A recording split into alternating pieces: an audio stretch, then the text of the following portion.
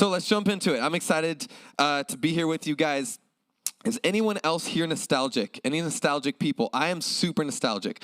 I have been criticized for being too nostalgic. I love it. One of my favorite things in the world to do is just sit around like a campfire with my friends and with family and just to reminisce on funny things that have happened. You know, remember this time? Remember that time? Like Shaylee lit my face on fire? That actually happened. Ask her about it. Anyways, like just things like I love just remembering having those remember one conversations. And you know, I also love, you know, those items, those things, whether it's a story or a song or something that just like transports you back decades, just in a moment to remember it, like puts you back in that scene. Whether that's like a movie that you watch or a story that you forgot that someone brings up or a song that you hear and it just makes you like feel like a kid again, or a smell even. I remember Emma just like a couple weeks ago had Lip Smacker, which, and I smelled it and it just transported me back to being 8 years old. Like it was crazy, this emotion. And I think that's so interesting. I love it. I know for me, we have this in relationships. We have this in all kinds of things. I hold in my hand, we have hundreds of these, but I grabbed about 30 or so little love letters that Kara and my wife, wrote to each other when we were 13 and 14, 15. And yeah, oh, okay, you won't think that in a minute. But you're all going to be making fun of me so bad. And so these are like little love letters, and we hold on to them. And we just, this week, man, we opened these up and we started reading them because I knew I was preaching on this and I wanted to get a few of the love. And we stayed up way too late just laughing and reminiscing. Just, can you believe that you said this and I said that? And these are all the ones that I wrote to her, and so she knew exactly where they are. Somehow we can't find the ones that she wrote to me. We're still trying to track those down. I know I saved them somewhere. We couldn't find them this week. But I foolishly agreed to take a picture of some of them and show you guys. So before you show this, Josh, I was 13, okay? So everybody chill out on making fun of me, okay? I don't know. I shouldn't really be showing you this, but go ahead, Josh. First of all, I don't know why I double-spaced it, but whatever. Okay, so this is what I wrote. So you're 14 now, but I yelled it, I guess. LOL. And we have liked each other for real. I don't know what the fake liking each other was, but we've liked each other for real for like 4 or 5 months, and I'm so happy. It gets worse. Next page. I know he have went through, now let's just pause here for a second. I spelt it correctly, and then just to throw her off, I guess, I went back and corrected it wrong. So I know we have went through so hard times, but we have made it out, and I would not give you up for anyone. Heart, I miss you. I was 13. All right, this next one is kind of interesting. It's not that funny, but I just thought it's kind of a fun fact because here we are, we're the Grove Church, and it says at the very top, I hope you love high school and have a good time, because we were in junior high, so this must have been a little later. We were graduating 8th grade. Next month, they are telling the church, which was Foothills at the time, about my dad starting a new church, which is this church. I thought that was kind of cool. Anyways, you can get that off the screen now. I don't know why. I should have cropped out the rest. Anyways, get it off the screen, Josh. Thank you. Anyways. I'll just say this. That is what I was willing to show you. That is what I'll say. Anyways, these letters, guys, it was so fun. We're just laughing and we're just reminiscing, and all of a sudden it transported us back to what it was like being 13 years old, falling in love all over again, right? These little letters, these little symbols, these little things that we can hold on to. And so that's kind of what we're going to be talking about today. Psychology Today released a study explaining how healthy it is for us to have remember when conversations. Did you know it is actually extremely healthy for your physical, mental, emotional, spiritual health to just talk about good things in your life, to be grateful for things in your life? It has a dramatic impact on your health. And so today we're in week 3 of our series in Joshua, and we're talking about lessons from the Promised Land. And what we're going to be doing is I want to recap the first 3 chapters really, really quickly, and then we're going to jump into chapter 4. That's what we're going to be talking about today and kind of just dissecting that chapter. So first 3 chapters, right? Before Joshua even starts, the book starts, you have the Israelites. God leads them through the leadership of Moses out of Egypt through the the Red Sea into the promised land, and then into the wilderness, then they kind of just forget what God did right behind them, and it's kind of amazing when you read it, and then they're like, they start complaining, and God's like, all right, you're going to spend 40 years in the wilderness, and your kids are going to be the ones to go to the promised land. So they spend 40 years in the wilderness. Moses dies, and there's this cool moment where this is where Joshua begins, and the Israelites realize, okay, Moses, our strong leader, is dead, but God's promises are not. And so God raises up Joshua, and he leads them to the edge of the Jordan River. Now, the Jordan River at this time was at flood stage, okay? So they estimate about a mile long, super long, and impossible for you to get your entire nation and all of your stuff to cross. And so they're there, and they don't know what to do, and they're stuck. And God says, I want you to take the Ark of the Covenant. I want you to have them carry it. And when their feet touch the water, I will hold back the waters, and the ground will become dry, just like over at the Red Sea, dry once again, and you guys can cross over the Jordan. And so that happens. And what we're going to be picking up today, this remarkable thing that happened, this miracle. And we're going to pick up on chapter 4, okay? This is directly after it happened. We're going to go through verses 1 through 9 to start. So hang with me because it's kind of long. Here we go. When the whole nation had finished crossing the Jordan, the Lord said to Joshua, choose 12 men from among the people, one from each tribe, and tell them to take up 12 stones from the middle of the Jordan, right where the priests are standing, and carry them over with you and put them down at the place where you stay tonight. So Joshua called together the 12 men he had appointed from the Israelites, one from each tribe, and he said to them, go over before the ark of the Lord your God into the middle of the Jordan. Each of you is to take up a stone on his shoulder according to the number of tribes of Israel to serve as a sign among you. And in the future, when your children ask you, what do these stones mean? Tell them that the flow of the Jordan was cut off before the ark of the covenant of the Lord. When it crossed the Jordan, the waters of the Jordan were cut off. These stones are to be a memorial to the people of Israel forever. And then the next verses, I'm just going to stop there. The next verses go on to say that they did that very thing. They obeyed Joshua. And then it says they are there to this day. So just imagine what this moment must have been like, right? They're just anticipating for hundreds of years this prophecy of this promised land. And then they finally cross the Red Sea and they're like, this is it. And God's like, no, you guys, you do not get it yet. So they spend 40 years in the wilderness. And now their kids, this thing that's been anticipating for generation after generation, like the Padres winning the World Series, right? They've been waiting for so long. And finally, this moment, I don't know what you've anticipated the most in your life, but it probably doesn't hold a candle. As a nation, they're entering and realizing that, oh my gosh, the promised land is right in front of us. And what does God do? Because we know, does he say, go, okay, let's go take on the walls of Jericho? No. That's how I remember the story.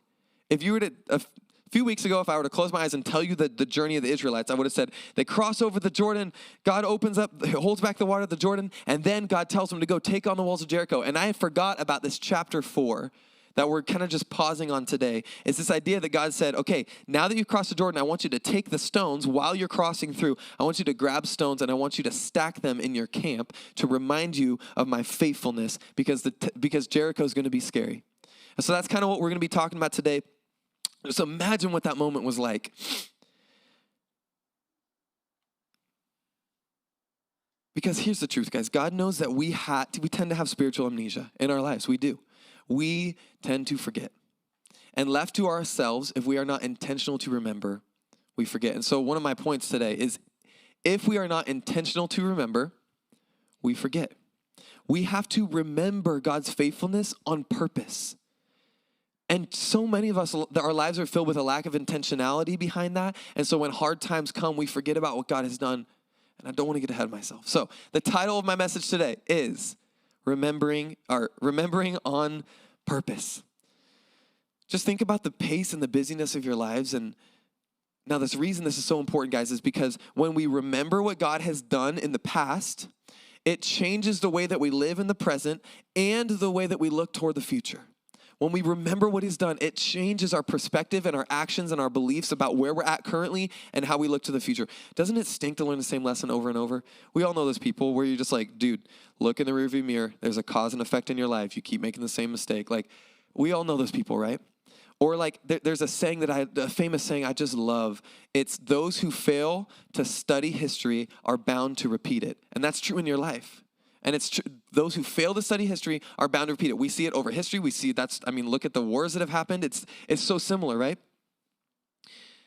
And by the way, whoever came up with this saying, like, never look back is, they're dumb. Because they just don't, they're not thinking about it logically, right? So here's what I'm trying to say to you today, church. When the future looks scary, look back at God's faithfulness. That's what we're going to be talking about. Look back at God's faithfulness in your life. And so we're going to be following the example in chapter 4 of the Israelites and kind of just unpacking that together. You need to learn in your life, just like the Israelites, how are you going to set up memorial stones? What are the stories and the illustrations and the artwork in your house and the, I don't know, the things, the songs that you hold on to and save that are going to be memorial stones in your life that remind you of God's faithfulness? See, remembering, this is up on the screen, but remembering is not only to transport us to the past, but it's to prepare us for the future. So yeah, the truth is these letters, man, they just are a blast from the past when we just laugh and we read them. And let me tell you, I imagined myself as a 13-year-old. I was pretty sure I had game. I didn't. So yeah, it would transfer us right to the past, but it's also to prepare us for the future, because honestly, this reminded me when we went through these of how madly in love we felt. We're not gonna get all romantic here, but it reminded me in a way that prepared me for hardships in the future. I'm so grateful that we have these in our life, in our marriage. And so here's what we're gonna do. We're gonna talk about when you stack stones in your life, there's two things that happen. And then after that, we're gonna talk about when you forget to stack stones in your life, two things that happens, okay? So first, kicking it off, in your life, when we stack stones, and what I mean we stack stones is when we hold on to things, when we remember them, when we're intentional to remember, when we remember on purpose. That's what stacking stones is. It's not only, I already said that. Okay, when we stack stones, it builds your faith. Okay, that's the first point. It builds your faith. Okay, this is so fun to think about. I was just really playing this out in my head, okay? Think about God leads them through the Jordan. They're camping at Gilgal. They've stacked the stones, and now it's time to go to Jericho, right? And God gives Joshua a plan where they're going to walk around the walls of Jericho for 7 days. On the seventh day, they're going to scream. They're going to play their instruments really loud. They're going to blow their trumpets, and then the walls are going to fall over. That doesn't make sense. That's crazy. And that's a crazy plan. So Joshua gets it from the Lord. Imagine you're not Joshua. Joshua calls a pre-battle meeting. He's like, gather around. He's got his army. He's there. And they're just like, all right, Joshua, like, what are we going to do? We've got God on our side. Are we going to starve him out? Are we going to shoot flaming arrows? Are we going to poison the water? What are we going to do to get to? And he's like, all right, gather around. I got a good idea. Okay. We're going to go to the walls on the first day. Get all your stuff. And we're going to walk around the whole city.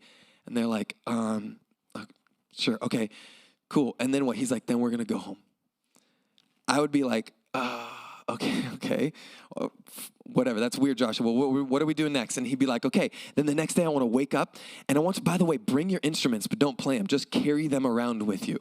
And then we're going to walk around the wall again and we're going to go home. I would be like, all right, Joshua, go get some water. You've been in the desert for too long. It's been 40 years. We need some new leadership. Let the coup begin. Like, I would be like, this guy's losing it, right? And then I just imagine Joshua, obviously this is my own commentary, but I just imagine Joshua's like, no, wait, don't give up on me yet. Bring it in. Day 7, we're going to do it, but at the end, we're going to yell. And then the walls are going to fall. I would be like, here's the point I'm trying to make, okay?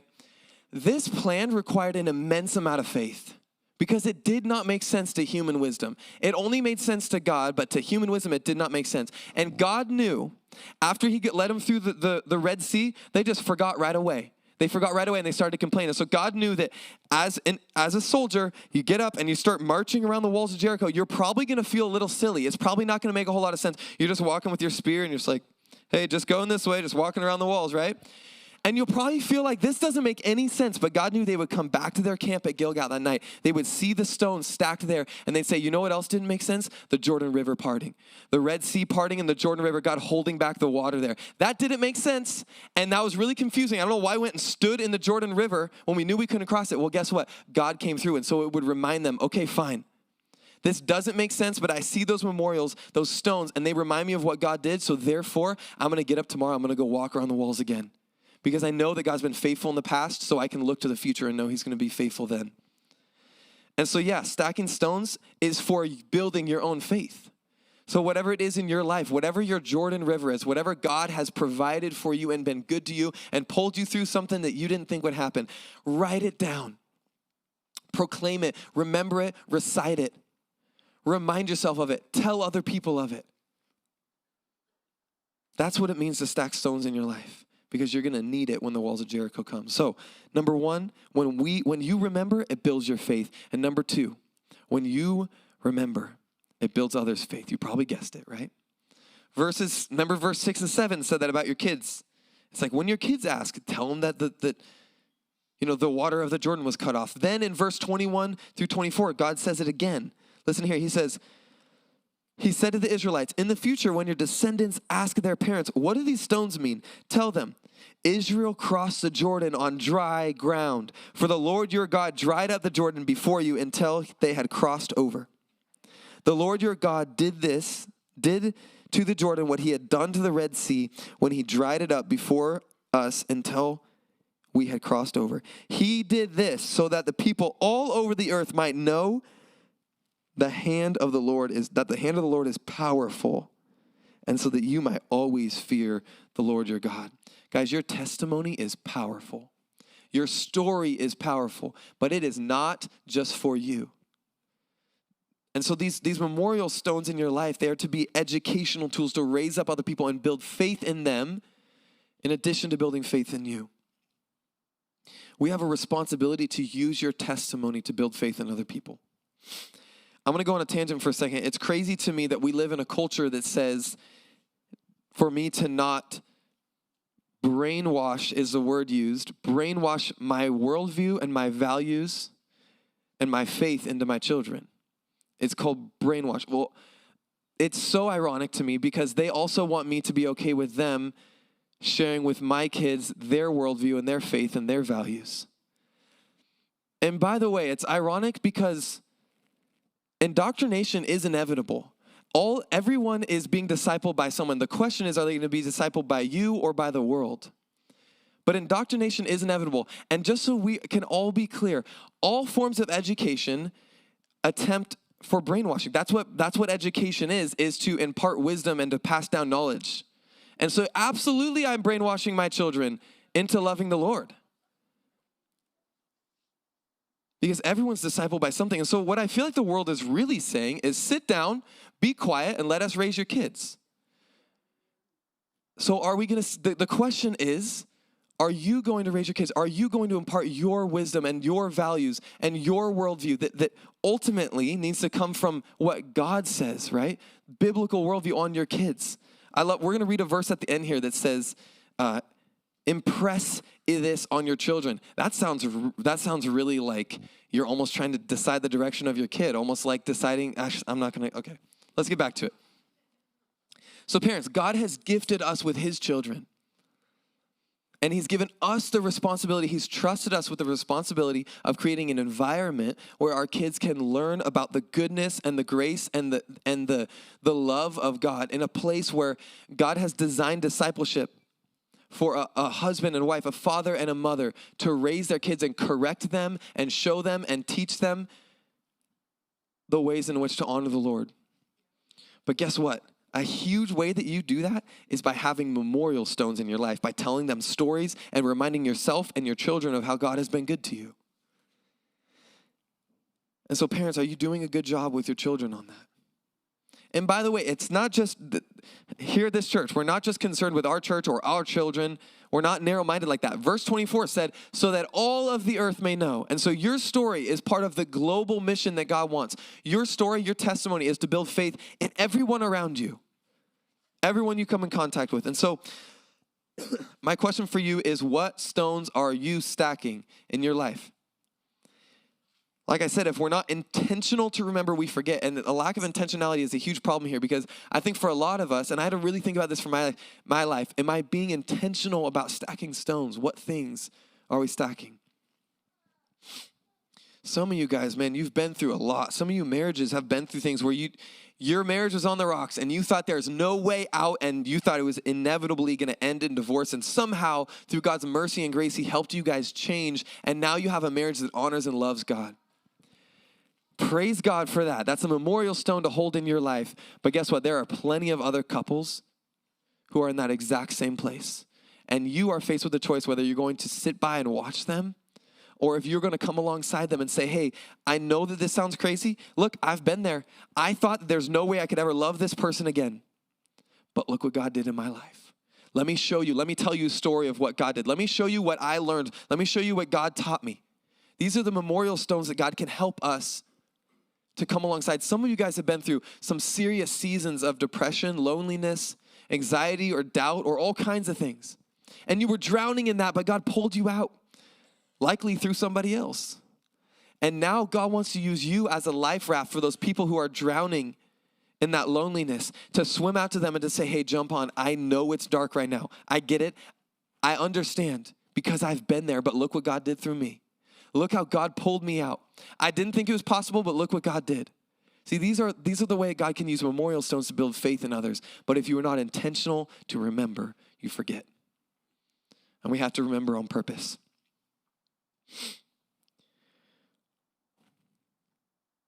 You guys remember doubting Thomas, right? One of Jesus' disciples, he was like, I will not believe that Jesus has risen from the dead until I see his scars with my own eyes. And I kind of feel like Jesus, I don't know, I kind of feel like he would have like normally like taught him a lesson, or it doesn't matter. Jesus walked right up to him and he just said, hey, here's my scars, feel them. And as Thomas, he felt the scars, his faith was built through the scars of Jesus. Scars are a wound that is healed. And it can last as a memorial in your life. And there are scars all over this room that I don't know anything about, that we don't know about. But we tend to hide our scars. But what if God has brought you through something? What if we started to live in a way where we opened up our scars instead of hiding them and invited other people into our scars, into our stories, into our lives in a way that was able to build faith in them?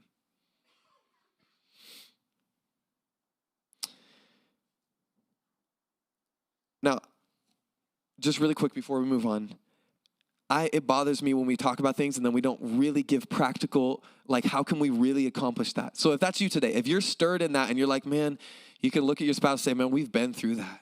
Or you can just say like, man, I was there and now God has brought me here. If you want to help, if the Holy Spirit is stirring it up in you, we have a ministry called One-on-One Discipleship, a really practical and tangible way for you to answer the call that God's putting on your heart today. And if you know the Word of God, you're probably much more qualified than you think.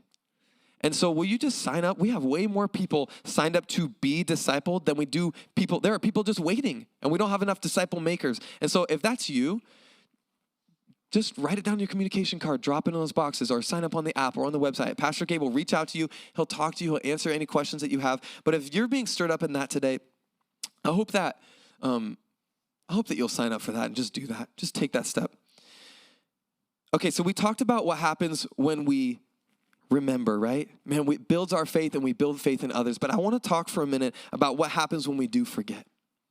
Because if Satan can fill our life with a lack of intentionality and busyness, man, we, just like the Israelites after the Red Sea, we'll just forget God's faithfulness. And so there's a couple things. First, I want to say this. When we forget, you can throw that first one up there. You go back to who you used to be. And this one's so tragic. And I'm going to try to explain this. This is kind of an abstract in my head. But remember, I was saying we need to look back in order to move forward. But the truth is, when we look back, do not misremember your past. Because what I think happens, and we have to be so careful, is because when we're going through something really, really hard and we just want to get out of that thing, it is natural for us, when I'm in the most pain of my life, I just tried to slither out of that pain any way possible, right? And what happens, I think, tragically, is sometimes we often misremember our past bondage as comfort. Because all we want to do is just get out of the season that we're in. And what is easiest and most familiar is to go back to how things used to be. And God has led you through the Jordan. He's led you through the Red Sea, whatever that is in your life. He's helped you grow, and you have put your faith in him, and you're at a certain point, and when tension comes in your life, what is natural for us is to want to go back to who we used to be. The future is unfamiliar and scary, but we can't grow. And we start to reminisce about like, well, that didn't used to be that bad.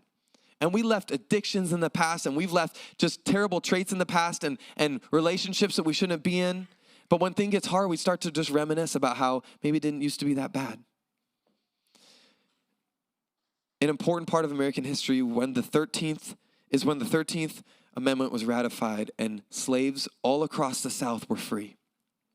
And there's just a tragic part of U.S. history that you can read about. After the slaves were free, many of them,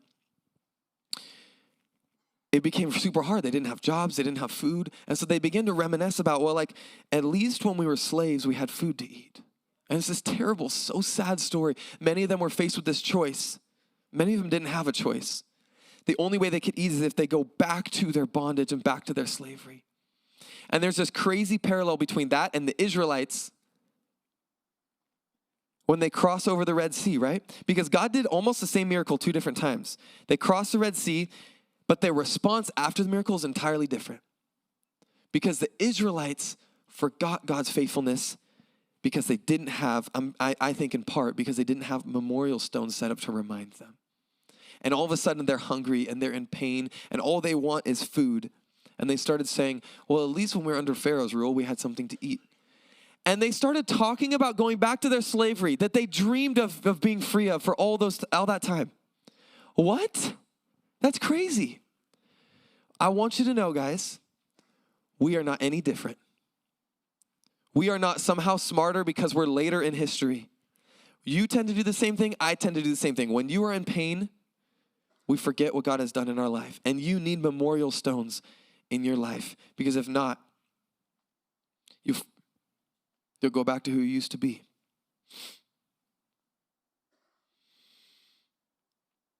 I'm way off my notes. Every single one of us is going to be tempted to go back to who we used to be. And I'm just saying, I'm standing here today, I'm begging you, don't go back. Do not forget. But you have to be intentional to remember. Write things down. Hold on to them. Stack stones in your life. You have to be intentional to remember. Because God knew that when they go to Jericho, it was going to be scary. And some of them would come back to the camp at night and go like, okay, maybe we should just go back to the wilderness. We didn't die. At least we had manna from heaven every day. And God was saying, no, that's not who you are anymore. That's not where you belong. That is not your home. And I believe he's saying that to you today. Don't go back to who you used to be. That's not who you are. He's brought you this far. And what's cool too is if we can remember correctly, these stories and memorial stones, they can not only serve as a reminder of God's faithfulness, but also an accurate reminder of our past brokenness. They can remind us of how far we've come. And that's kind of what leads me into that second point. So yes, when you forget, you go back to who you used to be. But secondly, you steal God's glory. And I've done this so many times. Here's the thing, guys. Stacking stones reminds us that God gets the glory in our life. Sometimes we think that really great things that we've accomplished or anything we've accomplished, we just start to just take credit for it in our own life. It's our human nature. It's called pride, and we all do it. And we start to take credit for the triumphs in our own life. There's a really, really famous pastor. His name is Bill Wilson. Many of you guys know of him. He's had an impact on so many people that I know, and he's super famous. He has the largest, I think the largest like kids ministry in the entire world. His impact is global. And every single year he would get on a plane. This guy's super busy. He has all kinds of needs to get to. He has, busier than any of us probably, right? And he would get on a plane and he would fly from New York to Fort Lauderdale, Florida. And he would go sit in a ditch and spend the night in a ditch every single night. Why the heck would he do that? Well, because when Bill was a little kid, he didn't know his dad, never knew his dad. I don't think his mom even knew who his dad was. His mom was a barmaid, alcoholic, drug addict, you name it, she had that problem, everything. And one day she just pulled over. And she just said, I cannot take it any longer. She opened the door, she said, Bill, sit right here. And she put him down in a ditch. She said, I'll be back. She drove away. That was the last time he ever saw her. She never came back. He sat there, guys, for, I've heard this story different ways, but one article that Josh just read actually said that he sat there for up to 3 days in this ditch, wondering when his mom was going to come back. And then he said that he knew at some point that she wasn't coming back, but he didn't know where to go.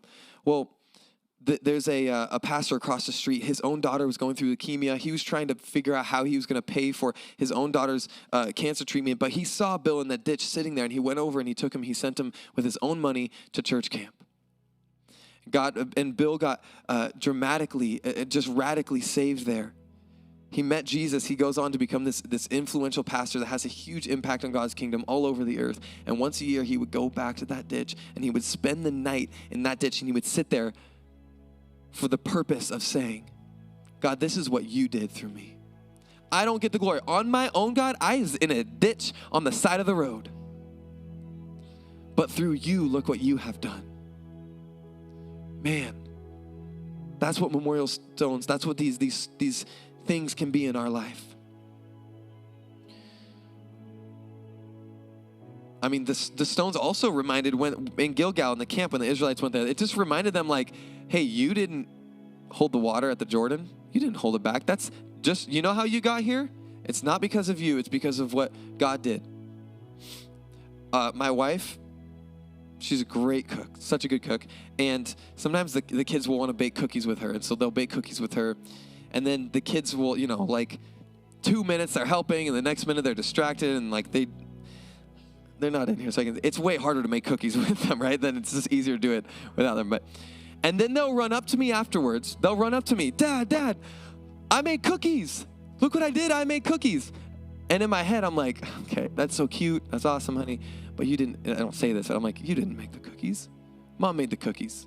She let you help. She let you be a part of it, but you didn't make the cookies.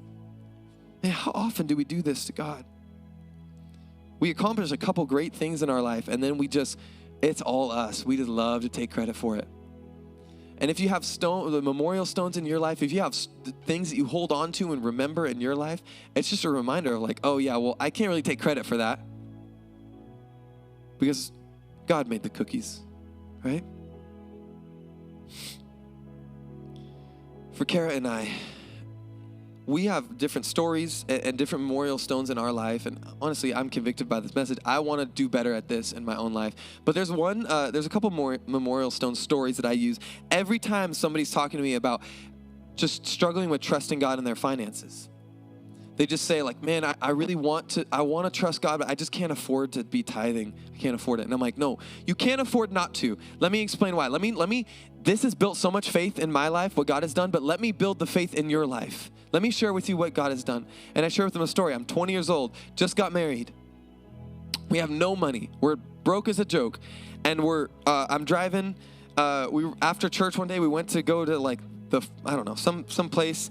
And I pull over. I pull into a parking lot and I park to talk on the phone to call somebody. And I even see the police officer. I wave at him. And then he's like, tells me to roll my window down, and he's like, you can't be on the phone even if you're behind the driver's seat and all this stuff. And I was just like, I'm clearly over it. And he gives me a ticket. And I'm like, whatever. So we're driving home. I don't want to throw Kara under the bus and say that she was like crying and super upset and freaking out a little bit, but she was. And so we're driving home, and I remember her saying like, should we open a credit card to pay for this ticket? Like, what are we gonna, we don't have the money. I'm like, I don't know. So we get home. This is 15 minutes later, and she always checks the mailbox. I don't know. Somebody explained this to me, but she checks the mailbox every single day.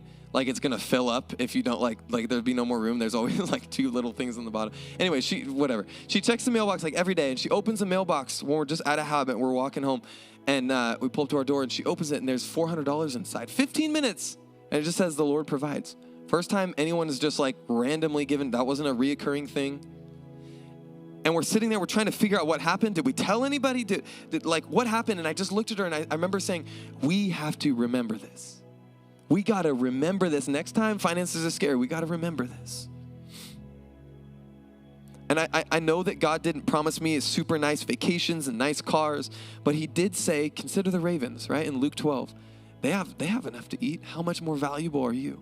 I know he's going to take care of me. A couple years later, we used that. We just remembered that. We remember that. We talked about it. We told people. A couple years later, our first baby was born, Emma, in the hospital, and we thought that the insurance was all worked out and whatever. I don't have time to get into all that, but we were left with a $2,000 bill at the end of it. We were shocked. We had no idea. We were not prepared for it. We did not have the money to pay. So I remember we were living with AJ and Maddie at the time in a condo, and I remember we're upstairs in our room, and I just looked at her and we have to pray. And so we prayed, and I remember I said something like, God, we don't have the money. You're aware of the situation. God, help us. Like, just provide, Lord. That day, nothing happened, and the next day, Kara goes to work, and her boss said something along the lines of like, comes to her and is like, hey, I'm so sorry. You know how you got a raise earlier this year? Most of it didn't kick in, or it kicked in wrong, or whatever.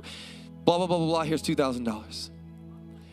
And I'm like, she calls me, and I'm like, what? We just prayed, and then we got $2,000.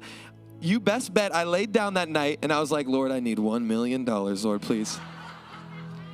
And like, I was biblical about it. I was like, your ways are above my ways. So cash straight to my account, however you want to do it, Lord.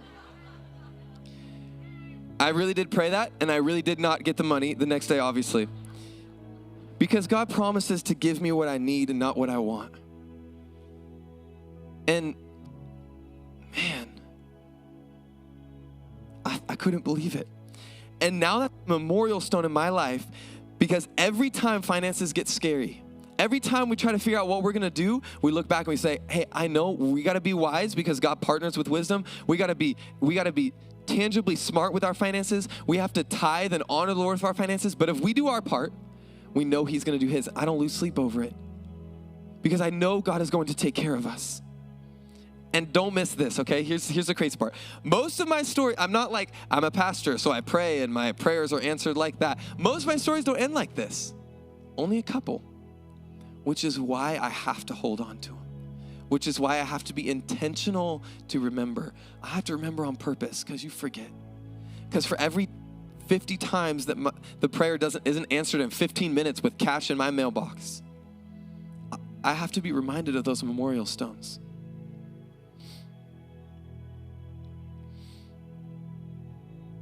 Man, I can't wait to just share that with my kids. I tried. They didn't even care to listen. They don't even understand money. But I'm going to share that with them over and over until they're sick of that story so that they remember how good God has been to our family.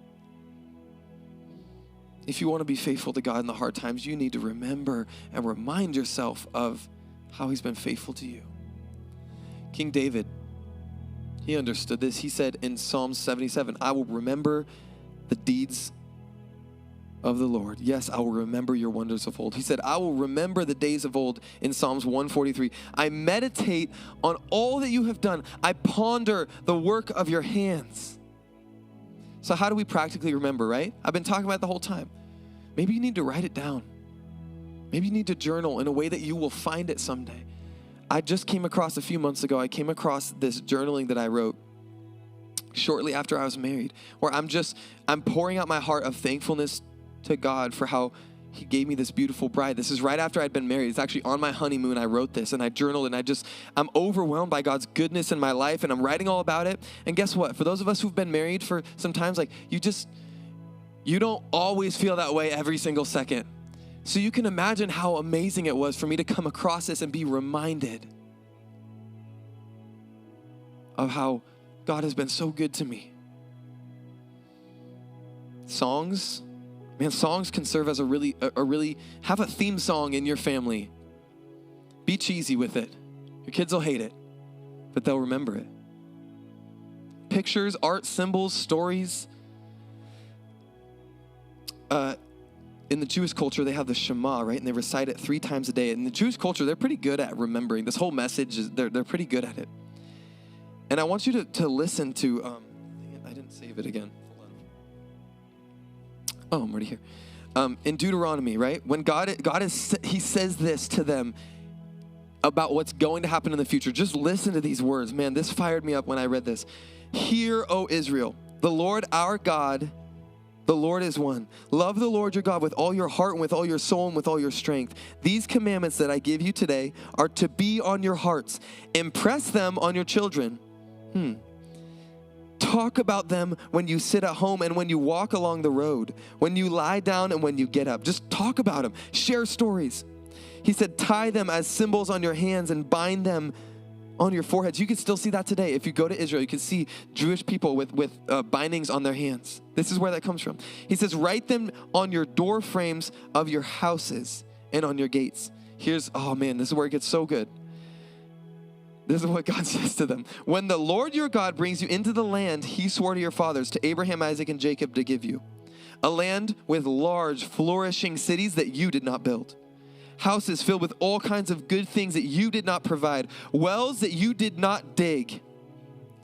He says, in the vineyards and olive groves you did not plant. And then when you eat and are satisfied, be careful that you do not forget the Lord, who brought you out of Egypt, out of the land of slavery.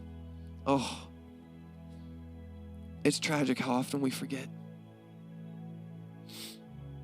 And so that's what we're going to do today. We're going to try to stack some stones. We're going to try to be intentional about this. So underneath your seat, if you want to grab the stone and the Sharpie.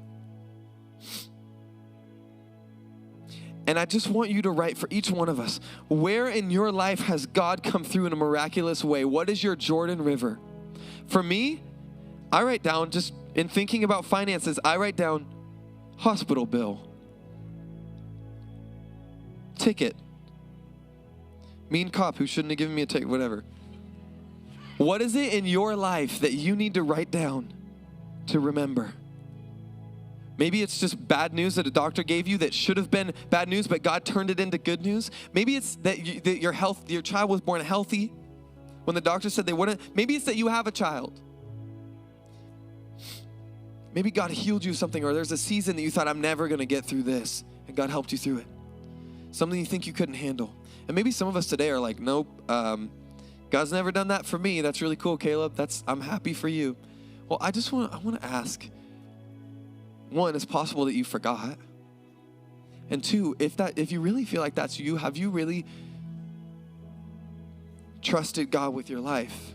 Have you really given your heart to him and obeyed his ways above what you thought? And when something hard came in your life, you decided to do what God said instead of what your emotions said, instead of what you felt like was right. Because if you do that for an extended period of time, God's faithfulness is batting 1,000. He never fails. He never messes up. It might get hard. It might get harder, but he's always faithful in the end. And so I just want to give you guys a few more seconds. Write that down. Where is it in your life? What has he done for you? And then we're going to sing a song here in a second. And if you guys could stand up, and if you're still writing, you can just stay seated for another minute. But as you're done, if you could just stand up, we're going to worship. We're going to sing the song, Same God. And we're going to just sing about how he's been faithful to us, how he's never changed. If you need prayer, come over here. We would love to partner with you. We would love to just encourage you and build up your faith over by this blue cross. If that's you, come get prayer right now. We would love to pray with you. Let me pray, and then let's worship and sing this song of how God's faithfulness never changes and how we can stand on it. Lord, we just give you all of our attention, all of our focus, and we just declare right now, God, that we worship you and we remind ourselves, God, we trust your goodness. Help us now. Amen.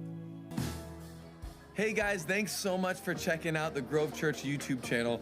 We pray this channel is a great resource for you to know God and to make him known to the people around you. But even more, we would love for you to be in person with us here on Sundays. So if you go to our website at sdgrove.org, you can find out more about us and check out our service times. Also, stay in tune with everything happening at the Grove. Click on that subscribe button and turn on your notifications so you don't miss doing church with us here live on Sunday mornings when you can't make it in person. And if you enjoyed that message that you heard today and it blessed you, click on that message playlist button that's on your screen right now to view all of our previous messages that will help you grow in your faith so much. God bless you guys and have a great week.